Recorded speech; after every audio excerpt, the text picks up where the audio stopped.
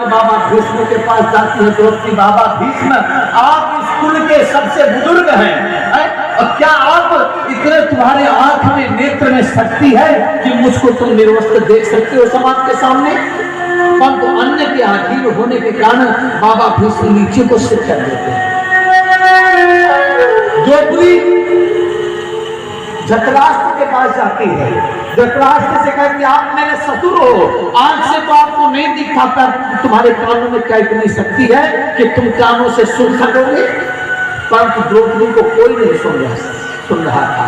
और भगवान द्वारिकापुरी में रुक्मिणी माता के साथ में चौपड़ खेल रहे, इधर का पासा भगवान उधर फेंके, उधर का पासा उधर फेंके। तो रुक्मिणी जी ने कहा, आज खेलने का मूड नहीं है क्या द्वारिकाधीश? क्या कर रहे हैं? जोर से रुक्मिणी माता बोली तो भगवान के रोमांच खड़ा हो गया और नेत्रों से आंसू निकल गए। भगवान तो हाथ जोड़कर रुक्मिणी माता ने कहा, प्रभु मैंने जोर से बोल दिया इसलिए आपके नेत्रों में आंसू आ गए? भगवान ने कहा, नहीं देवी, ऐसी बात नहीं है। वहां हस्तिनापुर में द्रौपदी का समाज के सामने वस्त्र हरण हो रहा है। बोलो दीन बंधु सरकार। द्रौपदी का पूरे समाज के सामने दुशासन वस्त्र हरण कर रहा है।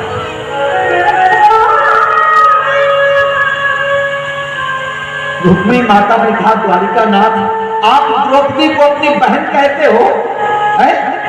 और उससे राखी भी बनवाते हो, और पूरी समाज के सामने उसका वस्त्र हरण हो रहा, तुम यहाँ बैठे हो? भगवान ने कहा, क्या बताओ देवी, इस समय मुझको वो याद नहीं कर रही है।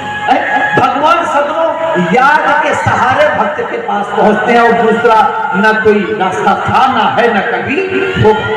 इस समय मुझे याद नहीं कर रहे अपने पतियों को, बाबा भीष्म को, धृतराष्ट्र को याद कर रही है। भगवान की माया है रुक्मिणी माता, ऐसे कमल को ऐसे माया चलाई वहां से कि सदनों 10,000 हाथियों का बल लगने वाला दुशासन को एक उस वस्त्र में गांठ रह गई थी। कितनी देर लगनी थी?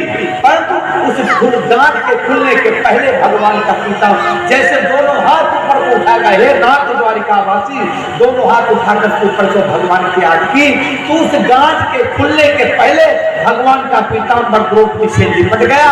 फिर क्या था? 10 सहस्त्र गज बल घटो न 10 गज चीर। पूरी सभा वस्त्र से परिपूरित हो गई, परंतु आज अंत भी मिला उस वस्त्र। किसी ने भगवान से पूछा कि द्वारिकानाथ, आपके पास इतना वस्त्र कहां से आया? भगवान ने कहा, मेरे पास कोई फैक्ट्री थोड़ा, मैं एक भक्त से ले लेता हूँ, दूसरे को दे देता हूँ। वो गोपिकाओं का चीर मैंने चुरा लिया और द्रौपदी को वस्त्र वो दे दिया। इस बात को जानती थी कि मैं अपने पति के पास, अपने बाबा के पास, परिवार वालों के पास जाऊंगी, तब तक तो समाप्त हो जाएगी कहानी। इसलिए किसी के पास नहीं गई और उत्तरा डायरेक्ट भगवान के चरणों में जाके गिरती है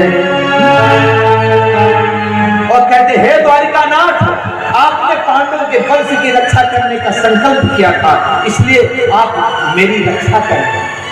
परंतु द्वारिकाधीश रथ में बैठ के विदा हो रहे थे ना, तो द्वारिकाधीश भगवान ने सोचा ये तो आवाज सुनी जैसी लगती है, पता नहीं किसकी है। और जब उत्तरा पास में, अरे ये तो पांडवों की कुल बधू है। और जैसे उत्तरा प्रार्थना करती है, कृष्ण कृष्ण महाबाहो भक्ता नाम भयंकरा, तुम्हें तो दई हमारा नाम मफवल दोष सस्ते। हे द्वारिकानाथ, पता नहीं मेरे अस्त्र ने कैसी दशा कर दी है। हे गोविंद, यदि मुझे अपने मौत का भय नहीं है, मेरी मौत अभी हो जाए, परंतु आपको पांडवों के कुल के अंतिम दीपों को प्रभु बचा लीजिए। जैसे पुत्र के प्रति करुणा जागृत हुई उत्तरा की, तो आज भगवान एक रूप से तो रथ में खड़े रहे, दूसरे रूप में रथ में छोटा सा रूप बनाकर उत्तरा के गर्भ में प्रवेश कर जाते हैं। संसार में सदनों एक ही मां हुई है आज तक जिसके गर्भ में भगवान है। कौन सी है? वो उत्तरा। कौशल्या जी के यहाँ गर्भ में नहीं गए भगवान, वहां गोस्वामी बाबा जी लिखते भय प्रकट कृपाला, प्रकट हो गए।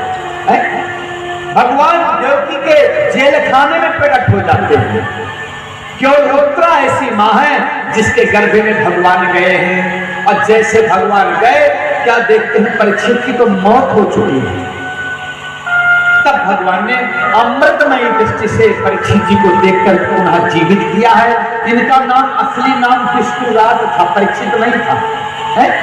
परीक्षित तो बाद में नाम पड़ा है। जैसे ये प्रकट हुए, पैदा हुए और उठ के बैठ गए और चारों तरफ देखने लगे। परिता इच्छत यासा परीक्षिता। कोई यदि बहु घूंघट डाले रहती तो उसका भी घूंघट उठा के परीक्षित जी देखते थे। जानते हो क्या देखते थे? जिन भगवान का मैंने गर्भ के अंदर, मां के गर्भ के भीतर दर्शन किया, वो भगवान मुझको नजर कहीं नहीं आया है। इसलिए चारों तरफ देखने के कारण इनका नाम परीक्षित पड़ गया। तो कहने का तात्पर्य है, आज यहाँ पर हमारे श्री सूत जी महाराज कहते हैं, और वहां पर भगवान ने देखा कि परीक्षित की मौत हो चुकी है। भगवान ने परीक्षित को जीवित करने के लिए अमृतमयी दृष्टि से देखा, तो परीक्षित जी जीवित हो गए और भगवान का दर्शन किया है, और भगवान उत्तरा के गर्भ से बाहर आ गए। और तो कोई नहीं समझ पाया, परंतु एक व्यक्ति समझ गए। वो जो कुंती बुआ थी ना, वो समझ गई। और कुंती बुआ कहते, लाला आज तक तो मुझे पक्को विश्वास, थोड़ा धोखा तो कि तू भगवान है, पर तो आज मुझे पक्को विश्वास है गौ कि लाला तू भगवान है। विडंबना देखो सभी। राम जी ने कभी नहीं कहा कि मैं भगवान हूं, पर सब लोग राम जी को भगवान मानते हैं। यहाँ तक कि रावण भी जानता था कि राम परमात्मा है।